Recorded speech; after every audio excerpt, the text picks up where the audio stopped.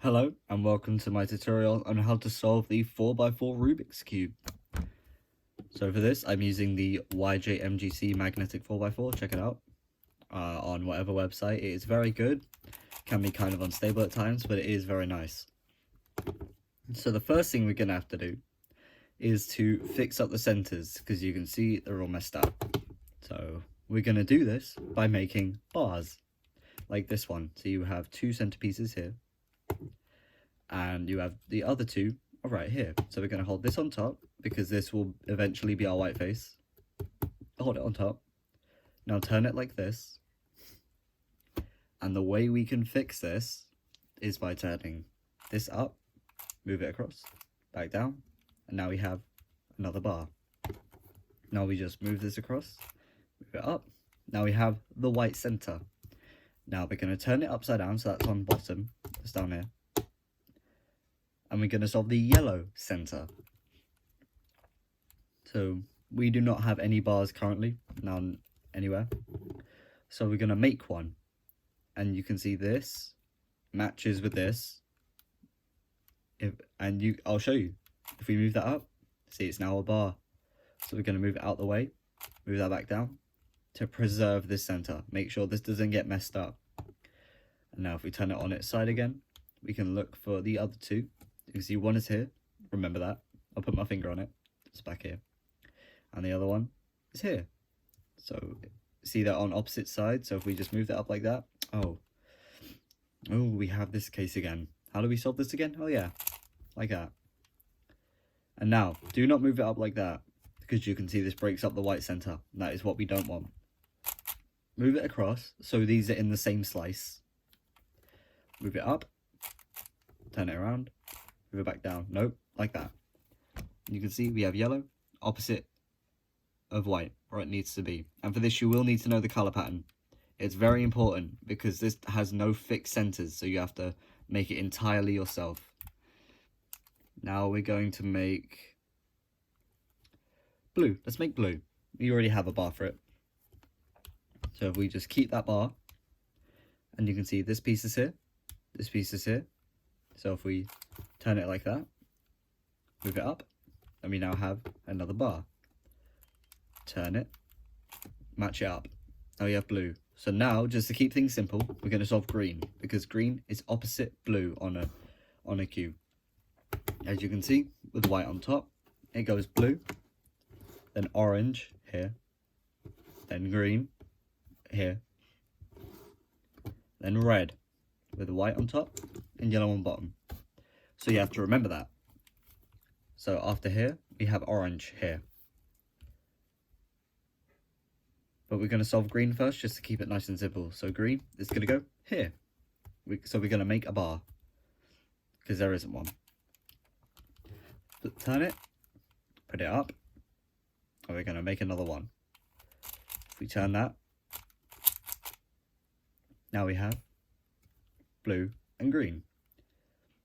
So now we have orange here, which is where it needs to be, red here, which is where it needs to be.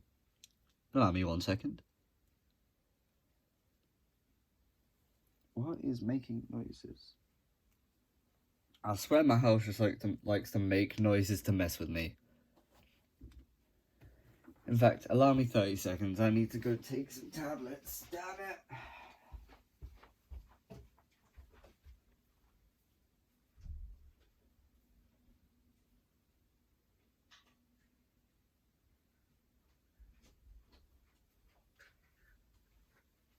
Hello there.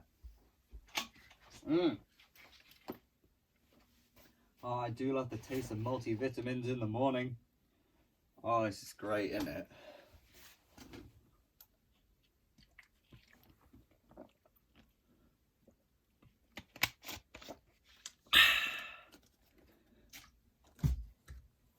Back to cube. Now, orange goes here, and you can see we have a 3 pattern. So what we're going to want to do is match that one up with the one by itself in the other slice, which will be like that.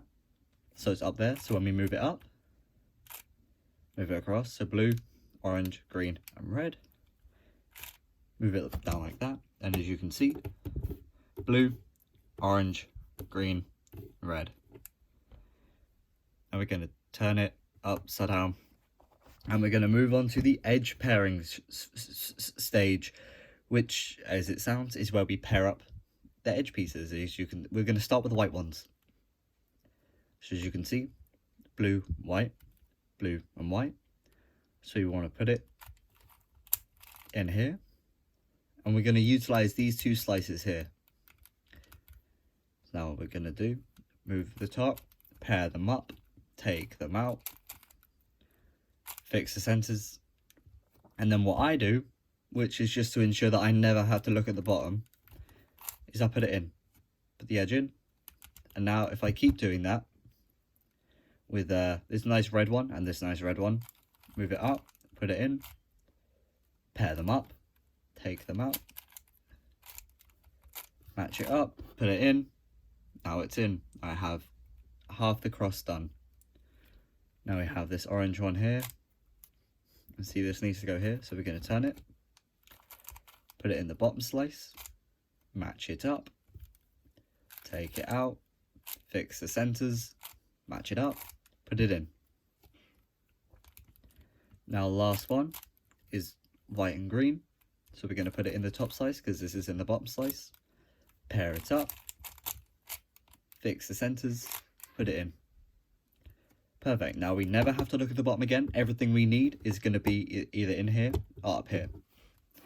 So now ideally what you want to do is, see, we already have one solved here. Keep that there. What you want to do is you want to only have 2 open slots, so you never have to turn the cube around. So that's exactly what we're going to do. We're going to put this in the same slice, just so it saves me a bit of work and I get to show you something. If they're in the same slice, which they will inevitably be, instead of taking it out and just like putting it in again, one thing you can do is move it across like that. Take it out with those 3 moves. F, down, back up, back up. Now you can see they're like this. That is the flipping algorithm, and I'll show you that later because we're gonna need it. But for now, well, yeah, I can show you it again.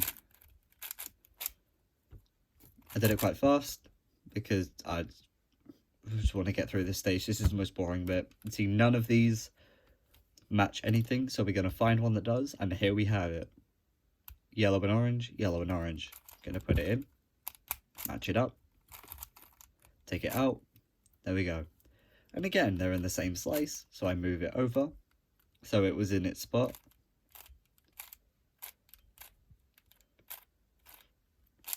And now they're paired. Move it over. I messed up. There. Oh. That will happen some of the time, but most of the time what will happen is you will have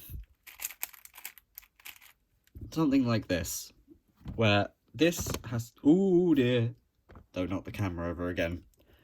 This will pair up with this, and this will pair up with this.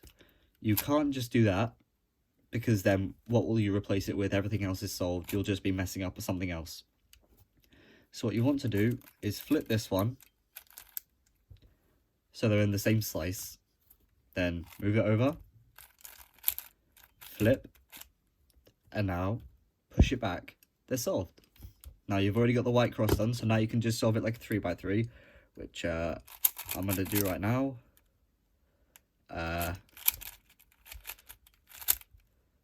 This just reminds me how bad at 4x4 I am. 4x4 is not great. Right. Here's another thing that can happen. This is what is known as, is this OLL I think this is OLL parity. This is edge parity anyway, which is where you have an unsolvable case with normal 3x3 algorithms. So I'm gonna teach you how you solve this.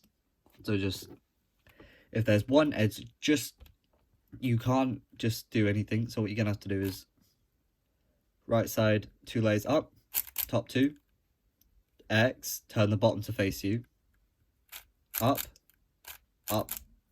down, down, down, up, down, down. Now you have the cross. The way you can remember that is remember which order it goes up and down, and just after every one of these you do, just do a U2. Remember that. Now I'm just gonna solve this like and just hope that I don't get. I've got PLL parity, so this should be an A perm, but I've got this, which is these two are swapped, and the way you fix this is top two, left two, top, this slice, turn like that, turn like that, turn like that. Those aren't the only parity cases you can get, but, you know, those are the ones you're most likely to get. Oh, that and, if I do this, and then I do... That is one you can also get. There